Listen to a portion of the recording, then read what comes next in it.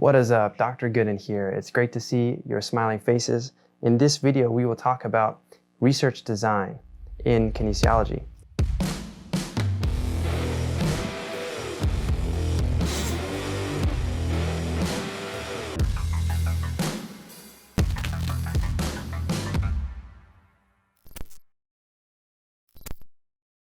It's an intro to research design, so we're really just scratching the surface, but we need to lay out some terms and some general concepts before we can dive further into statistics in kinesiology. Okay, so this comes from chapter 1, the second part of the chapter of the book Statistics in Kinesiology by Weir and Vincent.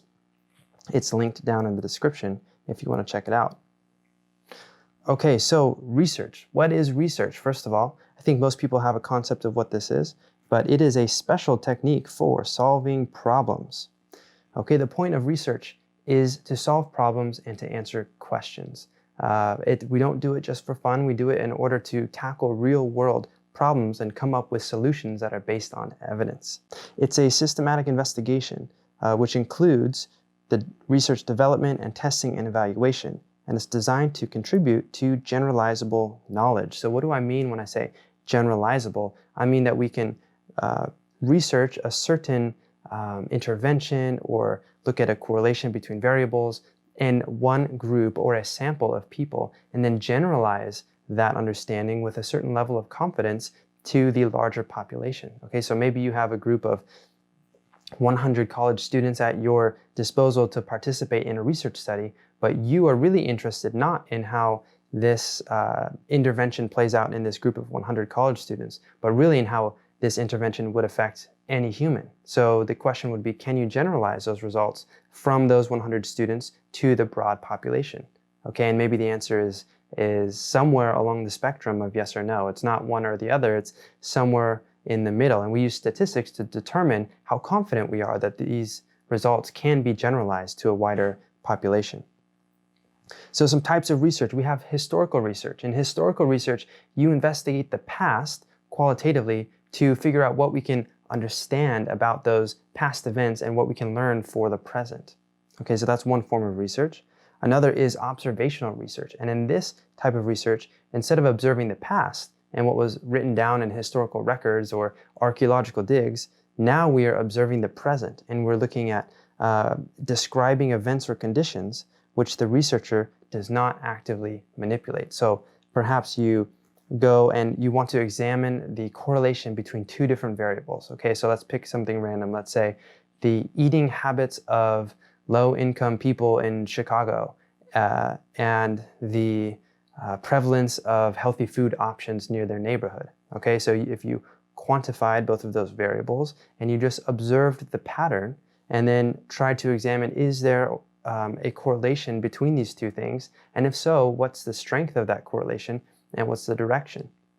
You're not actually altering anything about these people's habits. And in fact, they may not even know what you're studying, but you're just looking at public records or examining food logs, etc. And so there's no intervention. Now with observational research, we cannot really extract strong cause and effect relationships. Okay, because we're only looking at correlations. And we'll learn later when we talk about correlations that correlation does not equal causation. That's something you'll hear me say over and over again. And really in any statistics course, that point will be driven home. Correlation does not mean causation. So just because A and B trend in a similar direction, or when A changes, it changes B in a certain measurable amount, it does not mean that A causes B, okay?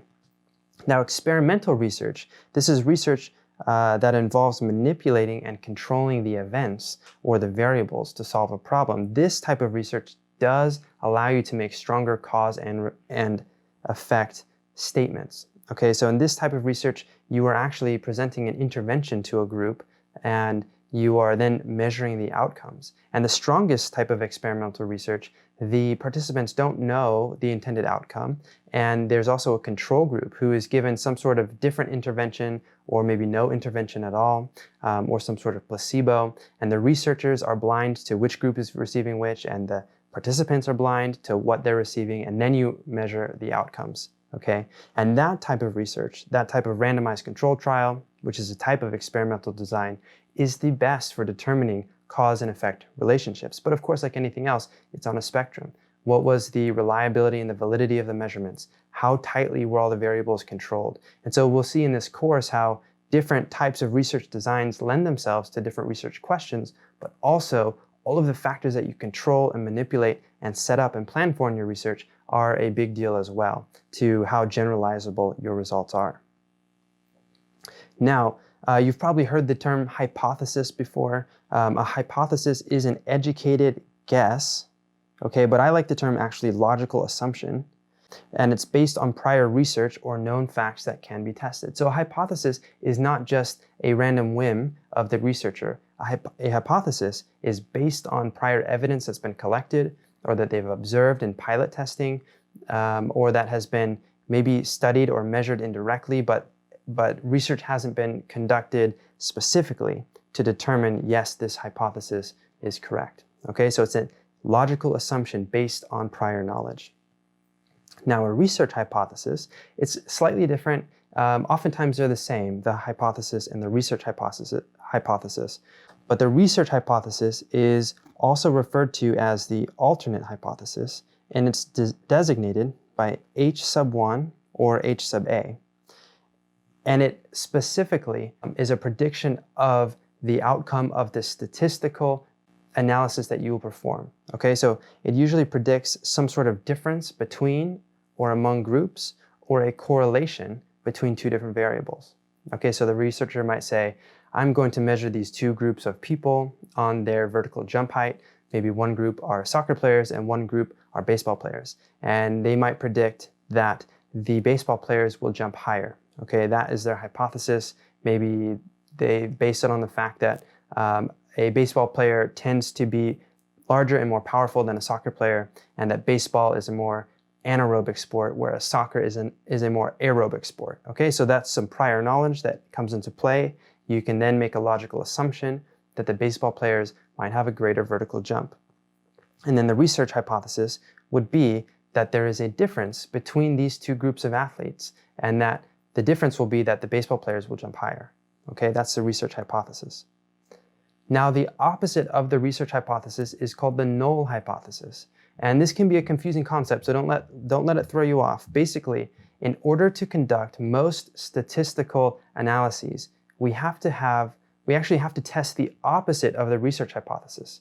So instead of testing whether there is a difference between these two groups, baseball players and soccer players, we test that there's no difference. And then if we can rule out the hypothesis that there's no difference, the null hypothesis, with a reasonable level of confidence, then we can throw out the null hypothesis and accept the research or the alternate hypothesis. Okay, so the null hypothesis in this case would be that there is no difference between soccer players and baseball players.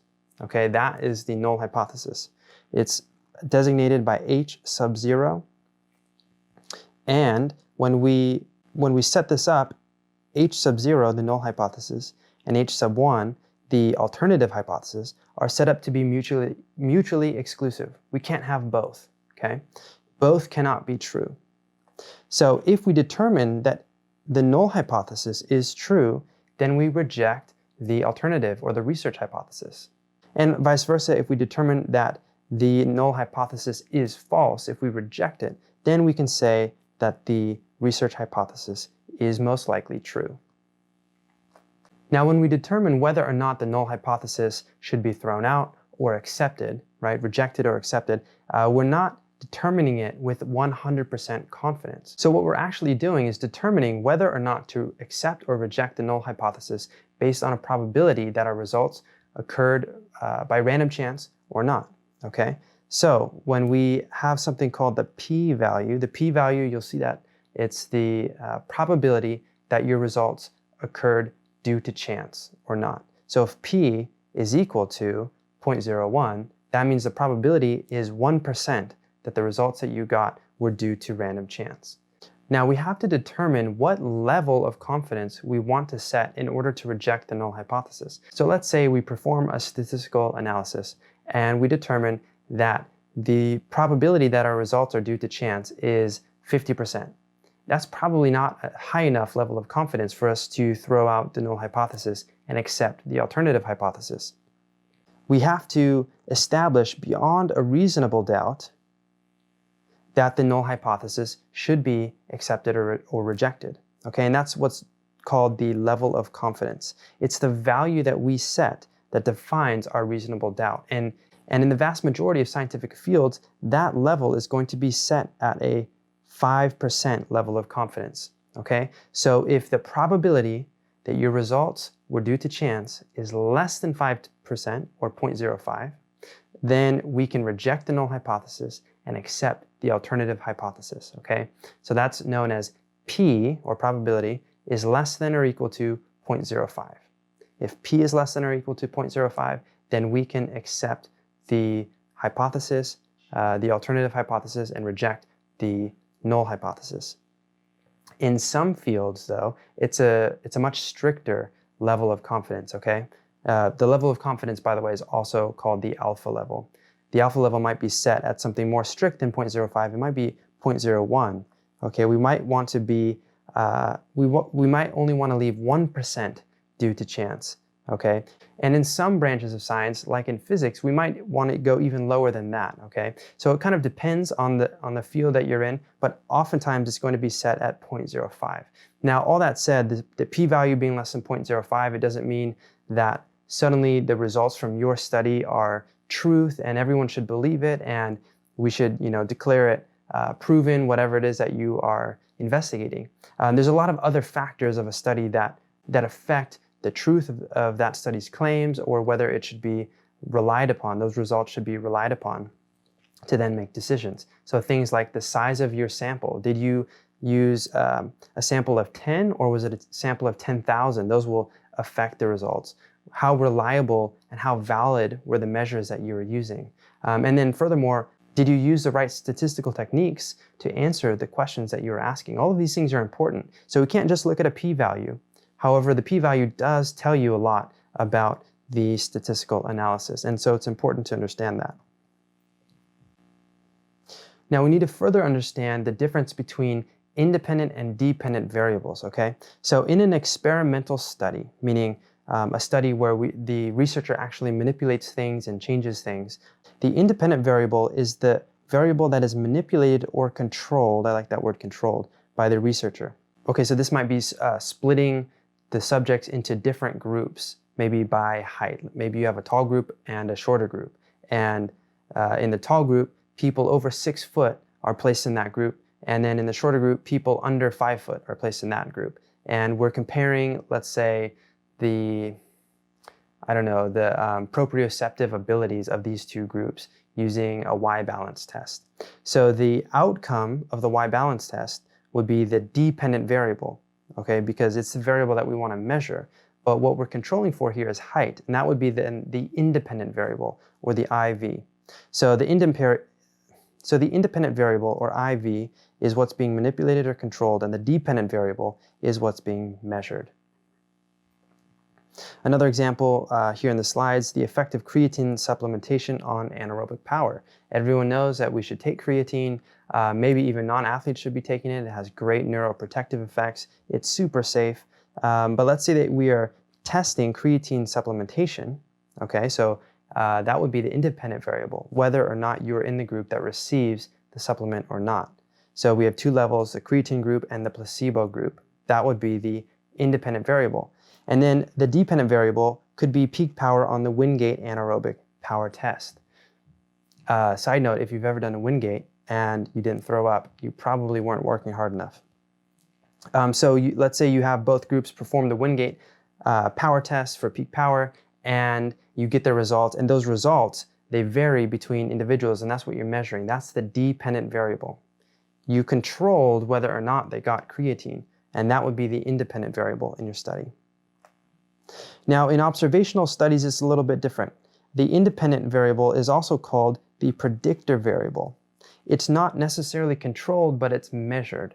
Okay, in observational studies, we might want to know how one variable then correlates or sets people up to perform or exhibit a different variable. And that different variable that we're interested in the outcome, that's the dependent variable, also called the criterion or the outcome variable.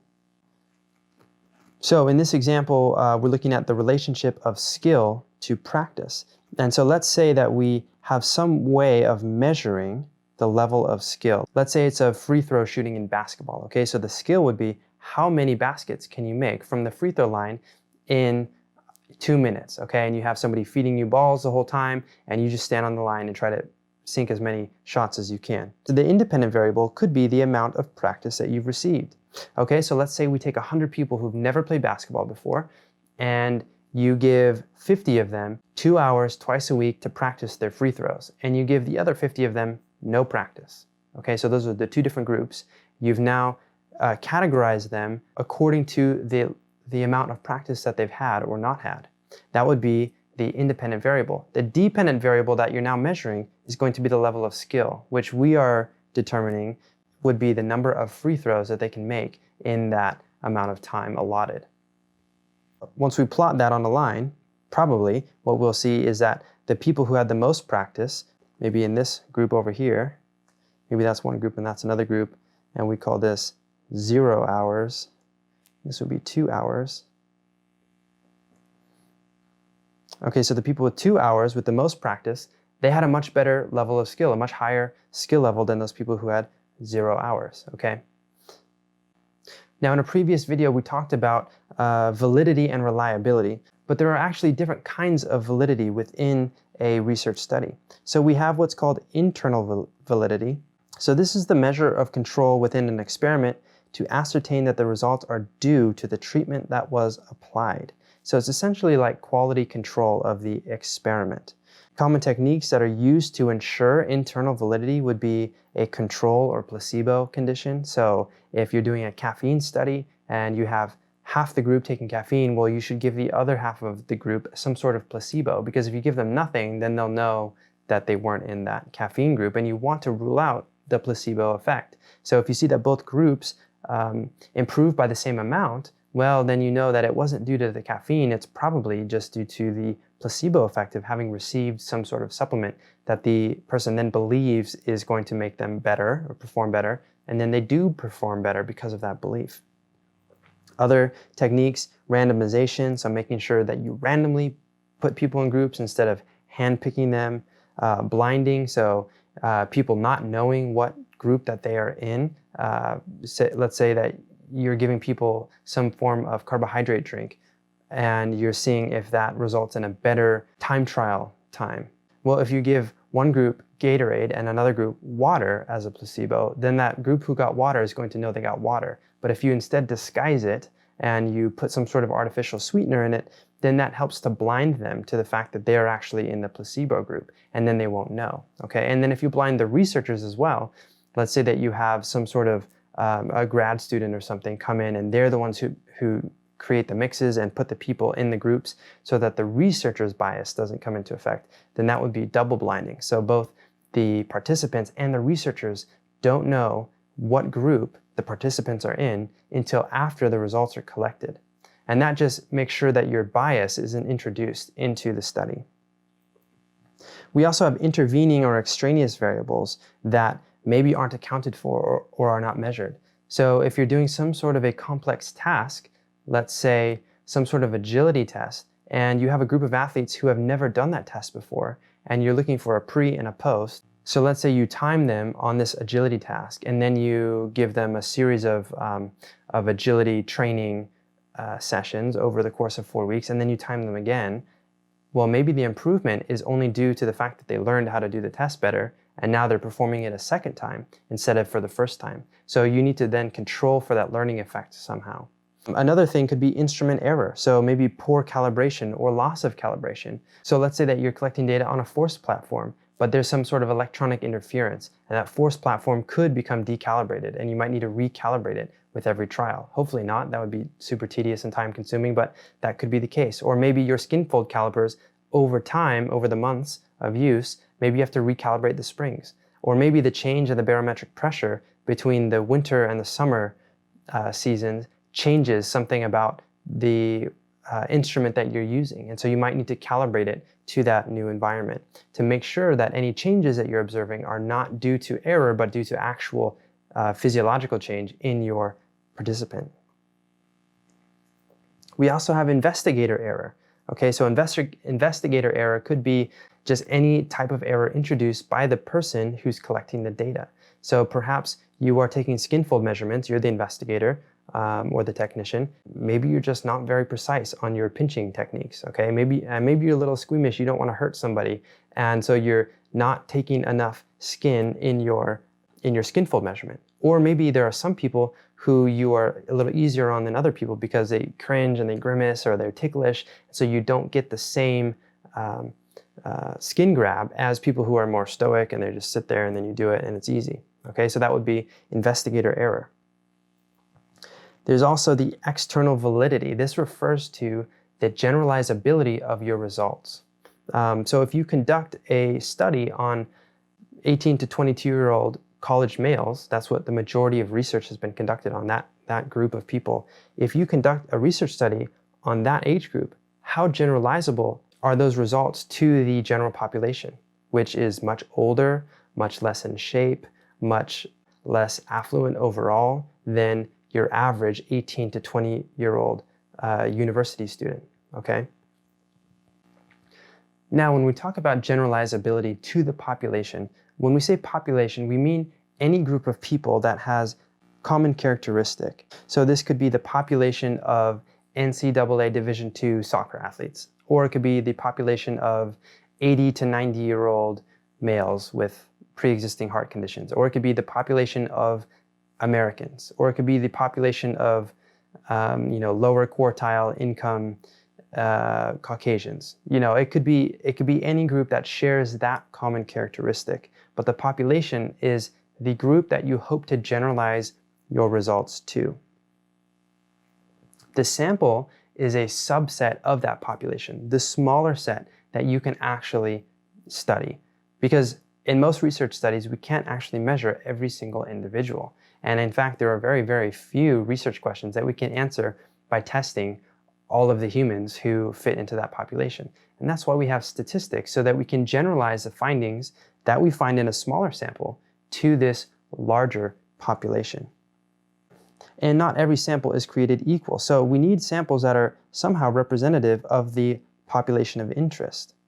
If everything else is equal, as I've said previously, larger samples are actually better and will more likely reflect the population characteristics. And the reason for this is because of random sampling error. If you have 10,000 people in the population, and you only sample 10 of them, well, odds are you're going to get a random group of 10 who might not exhibit the same characteristics as the whole population.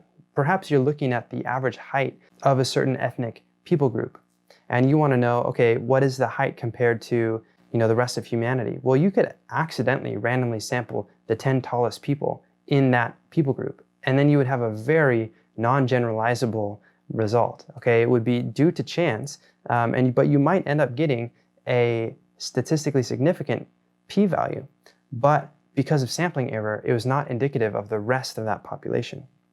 A truly random sample is a sample in which each member of that population has an equal opportunity of being selected into the same sample. So the last thing we need to talk about are theories and hypotheses. So a theory is a belief regarding a concept or a series of related concepts. These theories can generate hypotheses that can then be tested.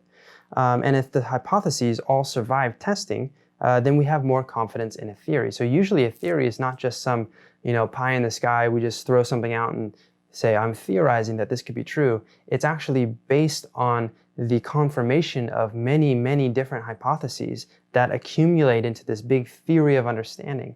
And theories are getting us closer and closer to the truth, and they have to be practical and useful in helping us to understand certain concepts. And until we have multiple hypotheses generated from that theory that have then been disproven, then that theory will stand. So as you investigate different hypotheses in a theory, you will either be then confirming or falsifying components of that theory. So theories that stick around, like the theory of gravity, are very, very robust, but They're still theories. We can still test hypotheses on them. But to say that something's a theory doesn't mean that we should hold it lightly or loosely by any means. Okay, so that was an intro to research design in kinesiology. The next topic we need to cover is data visualization techniques. So click on over to that next video to continue learning about this topic. I'm Dr. Goodin. Thank you guys for watching. Until next time, live well, move well, teach other people to do the same. In this course,